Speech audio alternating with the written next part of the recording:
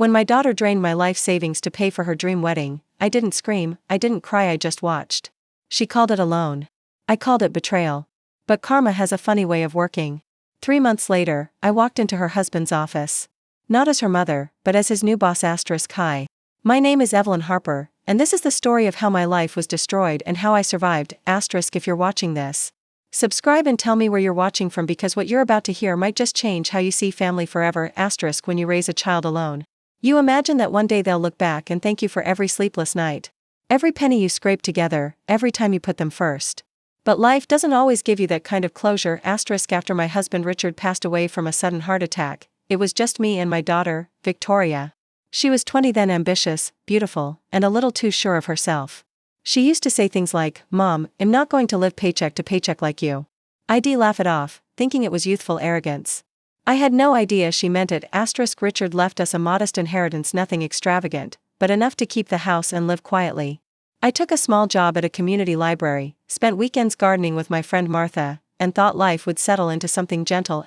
Then came Daniel Brooks. He was charming, confident, and worked at a tech firm downtown. The kind of man who made everyone feel like they were in on a secret when he smiled. Victoria fell for him too fast. Within a year, she was flashing an engagement ring that probably cost more than my car. I remember the night she told me they were getting married at a vineyard upstate. Mom, she said, brushing her hair back with that nervous excitement only brides have. It's going to be perfect. But we need a little help. I knew what help meant. How much? I asked quietly. She smiled, too quickly. Just until after the wedding. We'll pay you back. I opened my savings book that night. Every dollar in that account was meant for my retirement, the one Richard and I dreamed of by the sea. But when I saw Victoria's name in my wedding photo, laughing with her father, something inside me softened. A week later, I transferred everything. $52,300. My entire safety net. The wedding was beautiful, I'll admit that. White roses, fairy lights, champagne that tasted like gold. But as I stood in the back row because the VIP seating was for Daniel's family, something in me cracked. Halfway through the reception, Victoria was too busy posing for photographers to even glance my way. When I went to say goodbye, she said, "Mom, can you make it quick? The videographer's about to get our couple dance." That's when I knew something had changed between us. After the honeymoon, my calls went unanswered for days. Then, out of nowhere, she texted "Mom, don't stress about the money right now. Daniel says investing it was smarter than paying it back. You'll thank us later." Investing? I felt my chest tighten. When I finally reached Daniel, he sounded relaxed. "Oh, Evelyn. It's all good. We're building something big. Victoria's part of it now. You'll get triple your money back. Promise." But promises are cheap. Weeks turned into months. The investment went silent. And the bank statements I started getting showed transfers I didn't recognize, names ID never heard. I went to Martha in tears. She stole everything, Martha. My daughter Martha, practical as ever, poured me tea and said, "You can't change what she's done, Evelyn. But you can choose what you do next." It sounded wise, but I didn't yet know how true it would become. Because 3 months later, I got a call from Mr. Collins, an old acquaintance of Richard's. He ran a mid-sized tech company and they needed someone reliable for a new executive assistant role. "You've got the right temperament," he told me. "And between us, Daniel Brooks is about to get a reality check. I could use someone grounded near him." I didn't understand what he meant then. But the day I walked into that glass building, clutching my worn leather purse and trying not to let my nerves show, I looked up, and there he was. Daniel in the same sharp suit from the wedding, phone pressed to his ear, smile fading as he saw me. He froze. I smiled. "Good morning, Mr. Brooks," I said. "Looks like we'll be working together." His face went pale. And that, my friends, was the moment the story really began. The silence between us was so thick you could almost hear it hum. Daniel's hand, the one holding his phone, trembled slightly before he tucked it into his pocket and forced a tight smile. "Evelyn," he said, trying for casual. "This is unexpected." I tilted my head just enough to make it clear I wasn't going to make this easy for him. "Life's full of surprises," I said, and walked past him toward the reception desk. Mr. Collins had been nothing but kind when he hired me. Head said, "You've got experience, a good head on your shoulders, and most importantly you're trustworthy." That last word stung more than he could have known. Daniel, on the other hand, was the company's rising star. He was in charge of marketing strategy, or at least that's what his title said. But the truth, as I soon found out, was that he was running his department like a personal playground. Late mornings, long lunches, and far too many business meetings that never seemed to end in any results. On my first day, he avoided me like I was radioactive. Fine by me. I wasn't there for revenge, not yet. I was there to survive, but fate has a strange way of circling back to those who pretend not to notice what they owe. By week 2, I'd become indispensable. The staff loved me. Mrs. Harper keeps this place from falling apart, they'd joke. Even Mr. Collins would drop by my desk and say, if only we had 10 more like you. Evelyn. Daniel, though, started unraveling. He'd snap at interns, disappear during client calls, and whisper furiously on the phone when he thought no one was listening. I didn't want to pry, but curiosity can be a stubborn thing. One night, long after everyone had gone home, I stayed behind to finish some reports. Daniel's office door was slightly open, and I could hear him on the phone. I told you I'll get the money back. He hissed. No, she doesn't suspect anything. Just relax, okay? Well, fix it before Collins finds out. I froze. Money? Fix what? When he hung up, he slumped into his chair and buried his face in his hands. For a second, he didn't look like the confident man who married my daughter. He looked scared, desperate. And I realized something important. Daniel hadn't just taken my savings. He was in much deeper trouble. The next morning, Martha stopped by my house with a pie and that knowing look she always had. You've got that glint in your eye again, she said. What are you planning, Evelyn? I shrugged. I'm just watching. Listening. People tell on themselves if you give them enough silence. She laughed. That's the Evelyn I remember, the one Richard fell for. Her words made me pause. I hadn't thought about Richard in months. Had been a quiet man, patient, always reminding me that dignity is power. Never let them see you break, he used to say. So I didn't. I spent the next few weeks quietly gathering pieces of the puzzle. Daniel's team files. Budget spreadsheets. A few suspicious invoices with companies that didn't seem to exist. The numbers didn't add up, and if I could see that, Mr. Collins would, too. Then came the day everything shifted. It was a Friday morning, and Daniel walked into the office late again, eyes bloodshot. He stopped by my desk. Can we talk? He muttered. I followed him into his office. He shut the door, rubbed his temples, and said, Evelyn, look, about the money you gave Victoria, I want to make it right. I raised an eyebrow. Do you? Yes, he said quickly.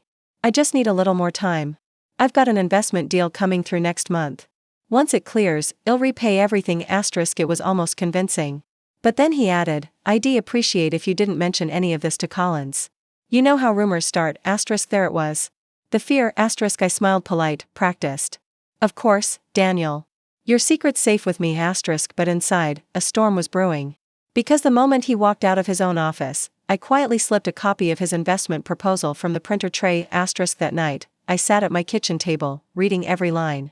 My savings weren't lost. They were laundered. Had taken not just my money but the company's too, through fake vendors and shell accounts. Martha was the first person I told. You can't go straight to Collins, she warned. If you want to hurt him where it counts, make it clean. Make it undeniable. She was right. I didn't want drama. I wanted justice. Over the next 2 weeks, I built my case quiet as a shadow. Every fake invoice, every bank transaction, every late-night email he thought no one saw. And the deeper I dug, the more I realized how far had fallen. Victoria had no idea. She'd been posting photos online of their perfect marriage, their investment property, their next big thing. It made me sick.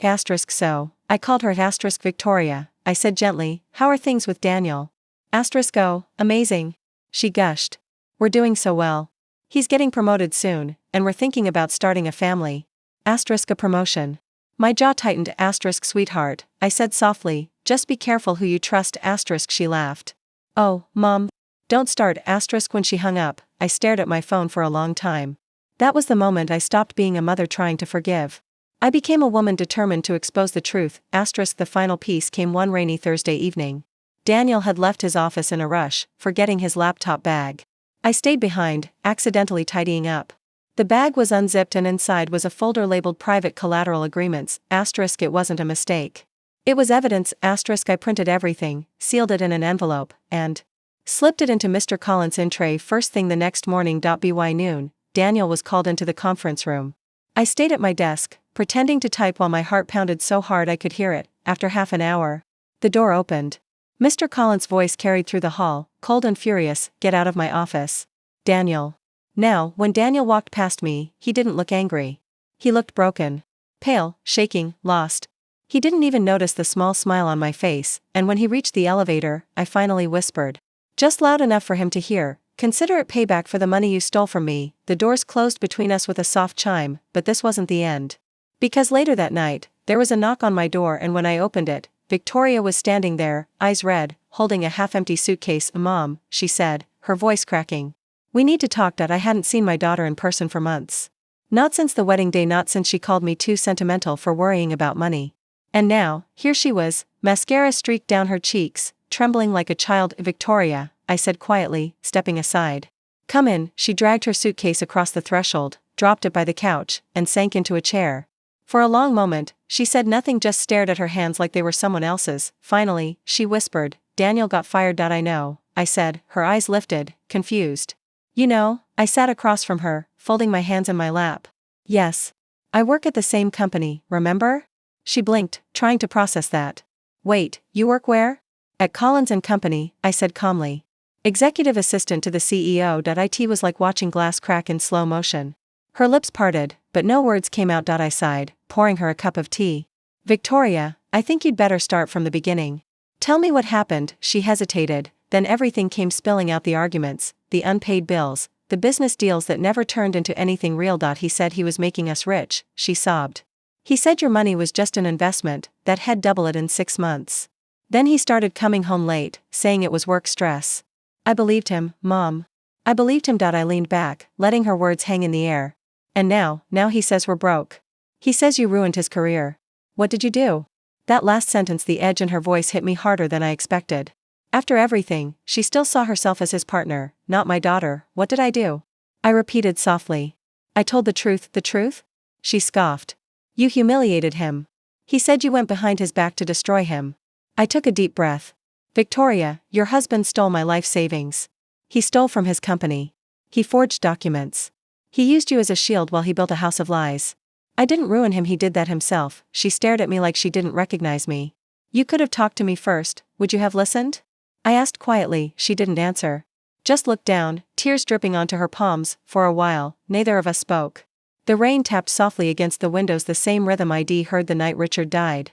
A slow, aching reminder that life doesn't wait for anyone to catch up. After a few minutes, I stood.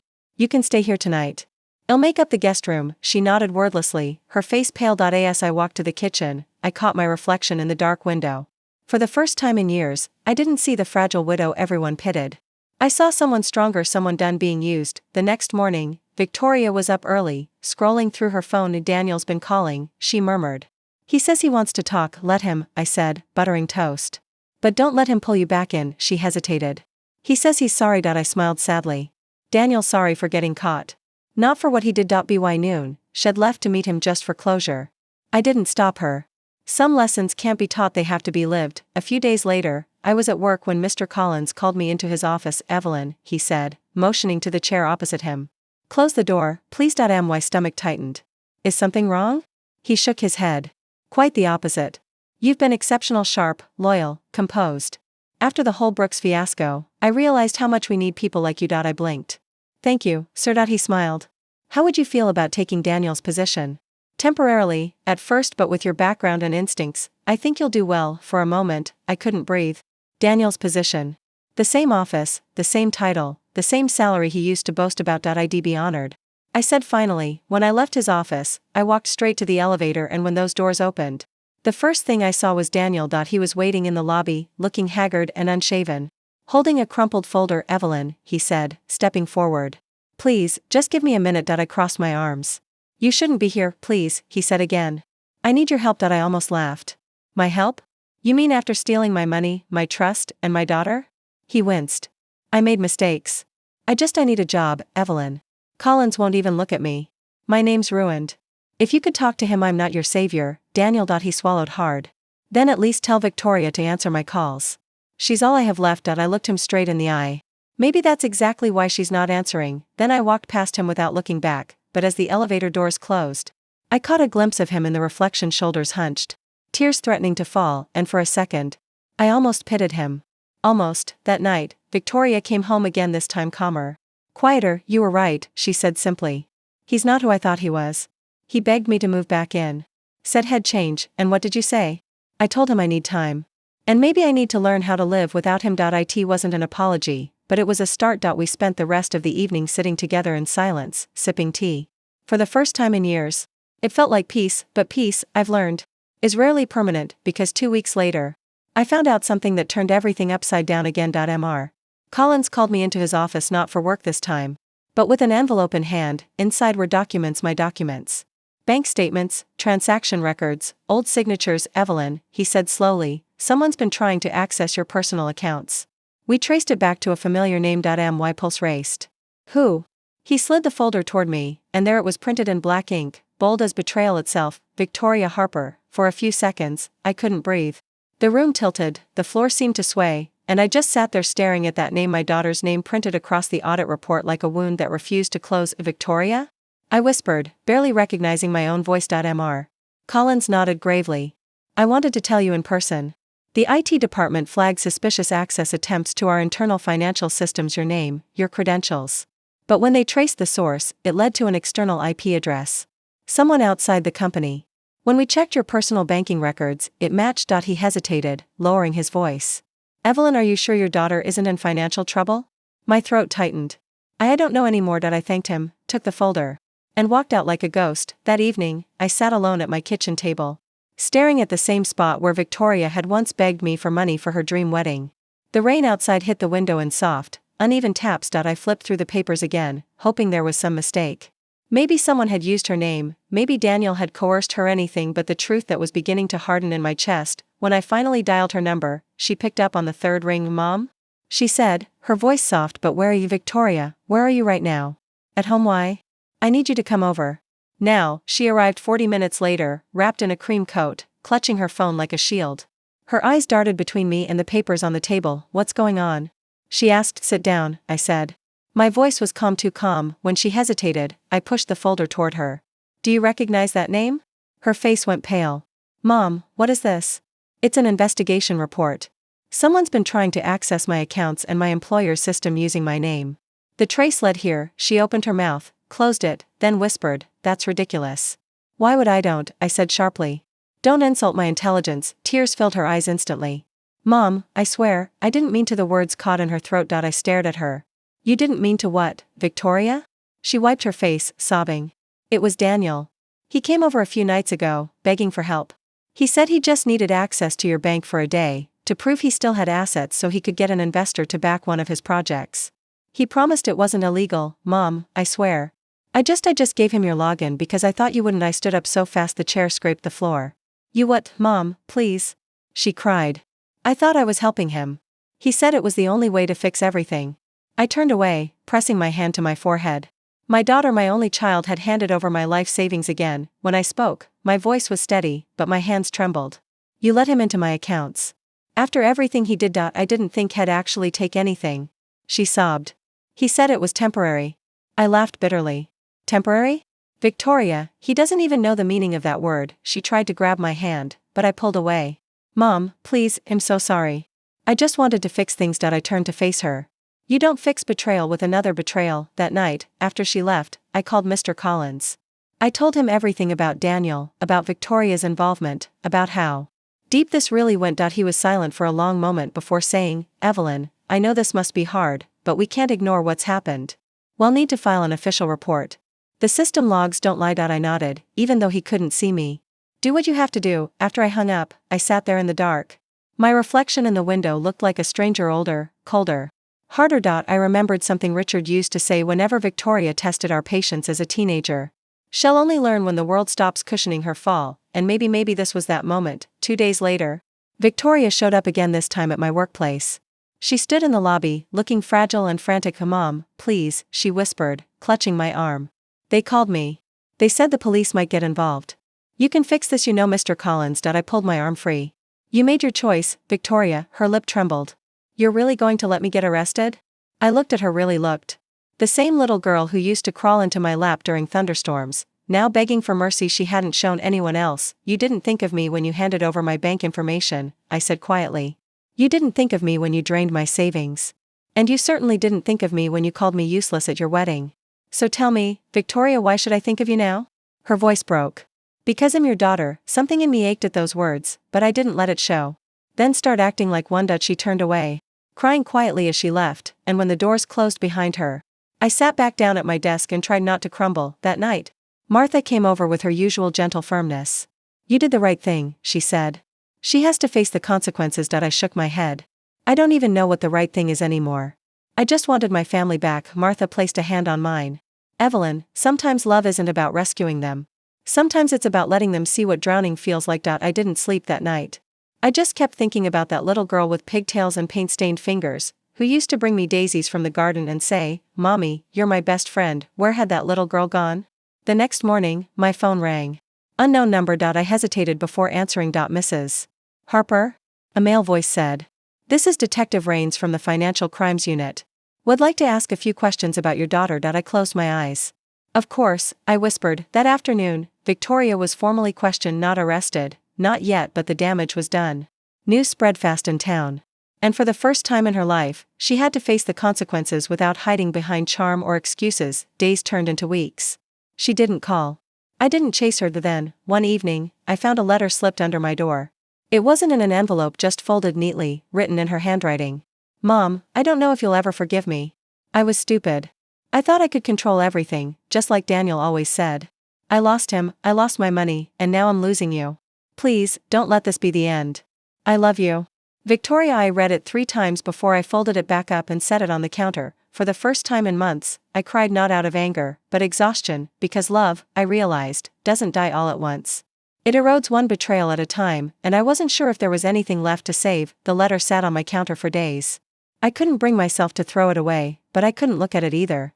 Every time I walked past it, I felt the same ache, like grief that refused to end. I went back to work, tried to distract myself with deadlines and paperwork, but the silence in my apartment followed me everywhere. Even Martha noticed. "You're quieter these days," she said one evening as she dropped by with her homemade casserole. "That's saying something, considering how quiet you already were." I smiled faintly.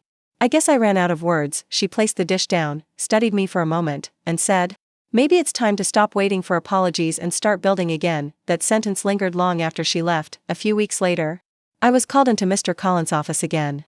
I half expected more bad news, but instead, he smiled when I sat down. "Evelyn, I wanted to thank you. Your cooperation helped us close the case cleanly. The damage has been contained, and no charges will be filed against you. The board knows you weren't at fault." Relief hit me like a wave. "What about Victoria?" I asked quietly. He hesitated. "They determined she was manipulated by Daniel, but her actions still caused financial risk. She's been blacklisted from several firms." "I'm sorry." I nodded slowly. "She'll have to live with that." Mr. Collins leaned forward. "I know this isn't easy, but you handled yourself with integrity. Not many people could have done that." For the first time in a long while, I felt a flicker of pride, small, fragile, but real. That night, I sat at my kitchen table again, the same spot where everything had started. The apartment was quiet except for the hum of the refrigerator and the rain whispering against the window. I picked up Victoria's letter again and read it, slowly this time.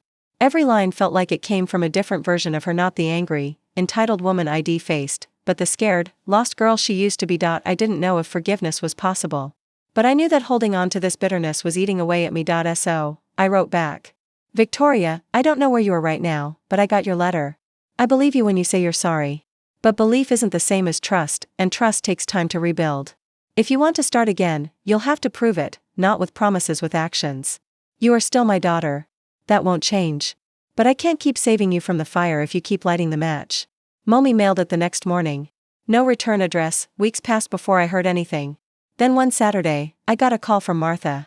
"You might want to come down to Main Street," she said. When I arrived, I saw her standing outside a small bakery, Sweet Haven. The scent of warm bread and coffee drifted into the street. And behind the counter, wiping her hands nervously, was Victoria. Her eyes widened when she saw me. She looked thinner, paler, but there was something different in her face. Humility, maybe. Or peace. "Martha told me about this place," she said, almost whispering. "I got the job 2 weeks ago. It's not much, but it's something." I glanced around. The bakery was cozy and modest, sunlight spilling across the wooden counters, laughter from customers drifting in. "It's honest work," I said softly. She nodded. I needed to start over. We stood there awkwardly for a moment, both unsure what to say next. Then she reached under the counter and handed me a small paper bag. "Chocolate croissant," she said with a faint smile. "Your favorite." I took it, and for a moment, I felt something warm break through the coldness between us. "Thank you," I said. She hesitated, her voice shaking. "I'm trying, Mom." I really am. I met her eyes, and for the first time in a long time, I believed her. That night, as I sat at my kitchen table, I unwrapped the croissant. It was still warm. The first bite tasted like forgiveness, not the grand kind you see in movies, but the quiet kind that lets you breathe again. I realized something then: revenge hadn't healed me. Closure hadn't either. It was accountability, mine, hers, every once that finally let me move on. But peace never lasts long. 2 weeks later, I received another letter, not from Victoria, but from a law firm. Dear Mrs. Harper, this is to inform you that Daniel Brooks has filed a claim against you, alleging defamation and financial sabotage. My hands went cold. That snake was back, and this time he wanted to ruin what little peace I'd managed to rebuild. I leaned back in my chair, let out a slow breath, and whispered to myself, all right, Daniel. You want to play games? Let's play, because this time, I wasn't the helpless mother. I was Evelyn Harper, and I was done being the victim. The moment I read Daniel's name on that legal notice, my pulse quickened, not from fear this time, but from fury. I had spent months crawling out of the hole he'd helped dig, and now he wanted to drag me right back down. Defamation? Financial sabotage? The audacity. I called Mr. Collins right away. He picked up on the second ring, his voice calm but curious. Evelyn, I was expecting this, he said. Daniel's been trying to stir things up since he lost his position. He's desperate. He wants to scare you into settling. I clenched my jaw. Then he doesn't know me very well, Collins chuckled. No, he doesn't. But I think we can use that to your advantage. Over the next week, I became a quiet storm. I gathered everything, every document, every transaction, every email Daniel had ever sent while pretending to help. Martha came over one night, and the two of us spread the papers across my living room like a war map. She squinted at one of the invoices.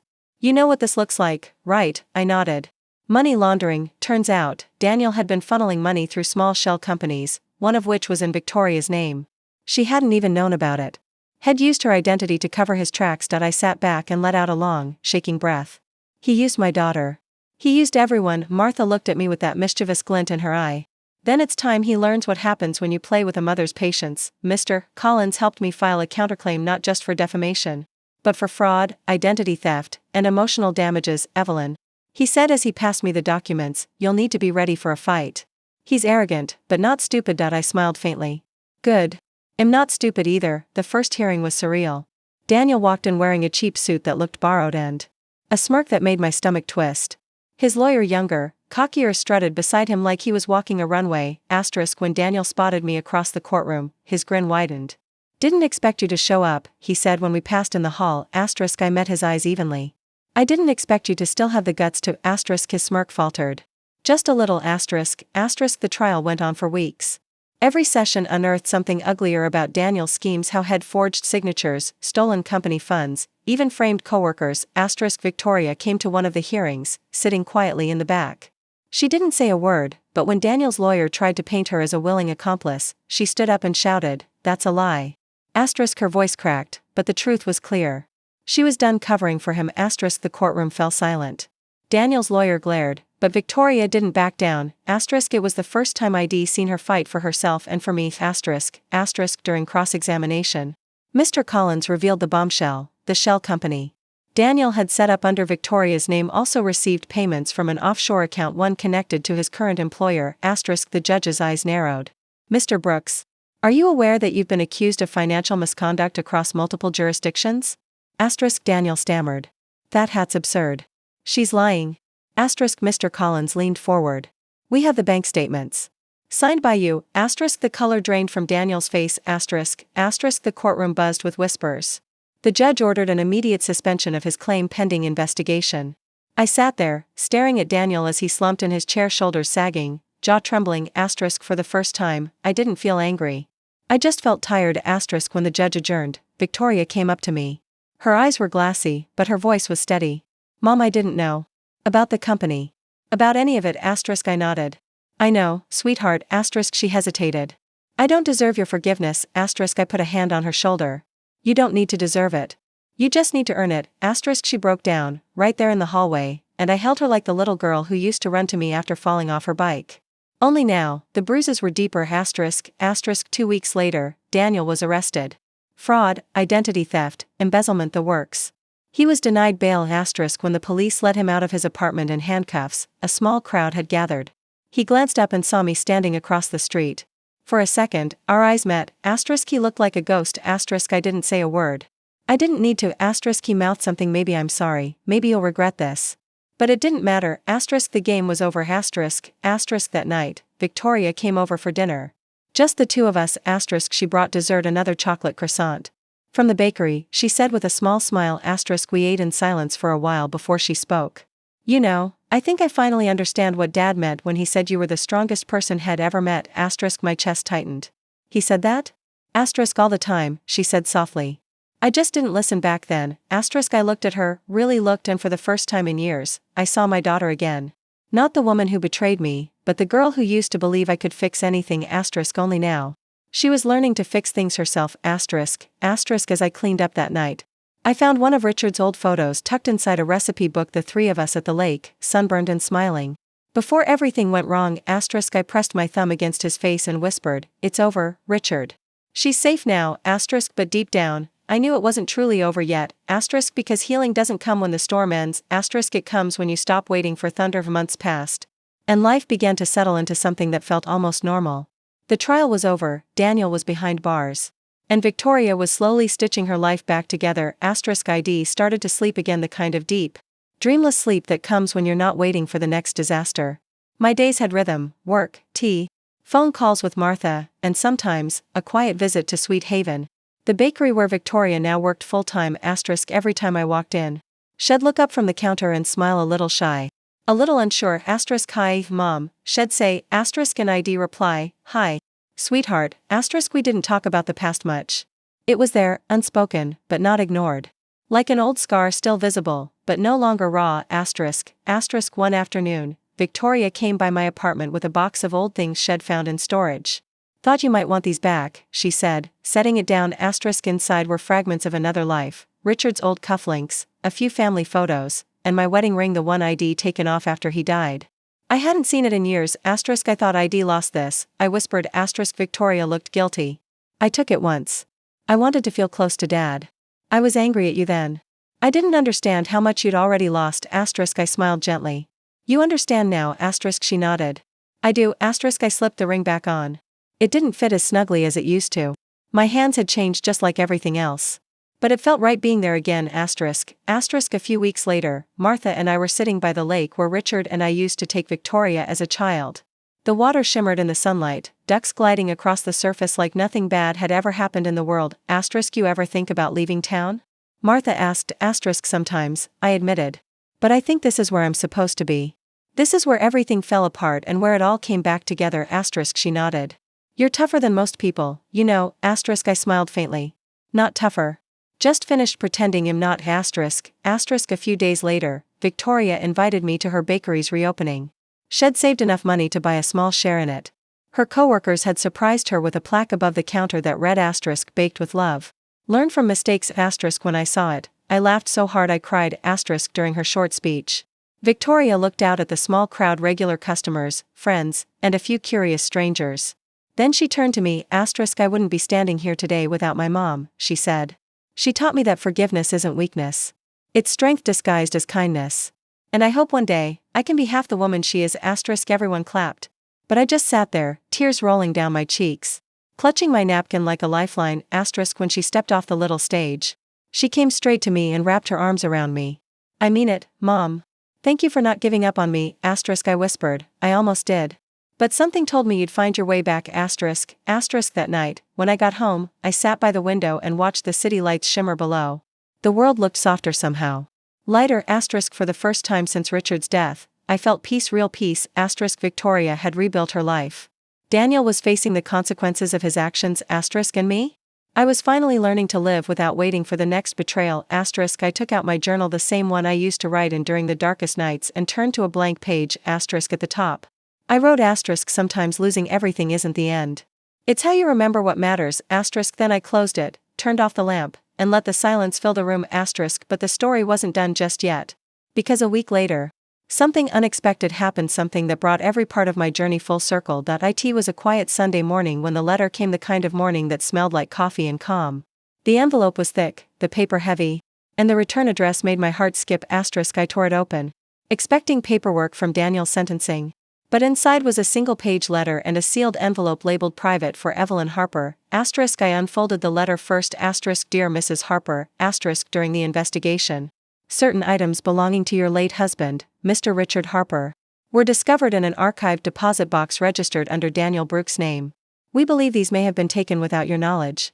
Enclosed is a sealed personal letter written by Mr. Harper shortly before his passing. Sincerely, Thomas Green, ESQ. I froze.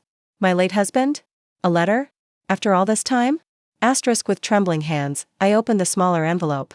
The handwriting hit me like a memory bold, slightly messy, the same way he used to sign grocery lists and love notes. My dearest Evelyn. If you're reading this, I suppose I'm gone. And if Daniel somehow got his hands on this, then I've underestimated him after all. I know you. You'll carry the weight of everything, of Victoria's choices, of mine. You'll think you failed us. But, Evelyn, you never did. You kept us together long after we deserved it. You were always the anchor in our storm. When the world tests you, and it will, I need you to remember this: strength doesn't always roar. Sometimes it's the quiet act of standing back up after everyone's left the room. Take care of our girl. Even when she breaks your heart. One day she'll understand that every sacrifice you made was love in disguise. Forever yours, Richard. The words blurred as tears filled my eyes. I pressed the letter against my chest and let out a sound I didn't recognize, half sob, half laughter. After all these years, Richard's voice had found its way back to me. That afternoon, I drove to the lake, our lake. The same one from the photo, the same one where Victoria had learned to swim. The sky was streaked with gold and lavender, the water rippling with light. I sat on the old bench, read his letter again, and whispered, "You were right, Richard." She came back. And am still standing. Behind me, I heard footsteps crunching on the gravel. Mom? I turned to see Victoria, holding 2 cups of coffee and smiling softly. Martha told me you'd be here. She sat beside me, handed me one of the cups, and looked out over the water. You okay? I nodded, still clutching the letter. I will be. She took a deep breath. I've been accepted into a business program. It's part-time, but I want to learn how to run the bakery properly. Maybe open another one someday. I smiled. Your father would have loved that. She looked at me, her eyes glistening. He'd be proud of you too. We sat there in silence for a long time, 2 women, 2 generations. Bound by pain but also by the stubborn kind of love that refuses to die. When we finally stood to leave, Victoria said quietly, "You know, I think Dad was right about one more thing." "What's that?" She smiled faintly. "You really are the anchor in our storm." I laughed through my tears. "Let's hope I never sink." She linked her arm through mine. Not a chance. That night, back home, I placed Richard's letter in a frame beside our family photo, the one where we were all laughing by the lake. It felt like closing a circle that had been open for far too long. Then, for the first time since everything happened, I lit a candle for him and whispered, "Thank you. For the lesson, for the love, and for sending her back to me." The flame flickered, soft and steady, and just like that the house didn't feel empty anymore. Family doesn't always mean peace. Sometimes, it means surviving the storms together until the sky clears. Forgiveness doesn't erase the pain, it just makes it easier to breathe again. I lost everything once, my savings, my home, even my daughter. But I found something far more valuable: my strength, my voice, and a second chance at love that looked a lot like peace. If you're watching this, remember, you can rebuild from ashes. You can choose healing over hatred, because sometimes revenge gives you justice but forgiveness gives you freedom. Thank you for listening to my story. If it touched your heart, please subscribe and share your thoughts in the comments. I'd love to know what part hit home for you, and if you've ever lost something only to find yourself again, then you already know this isn't the end. It's just the beginning.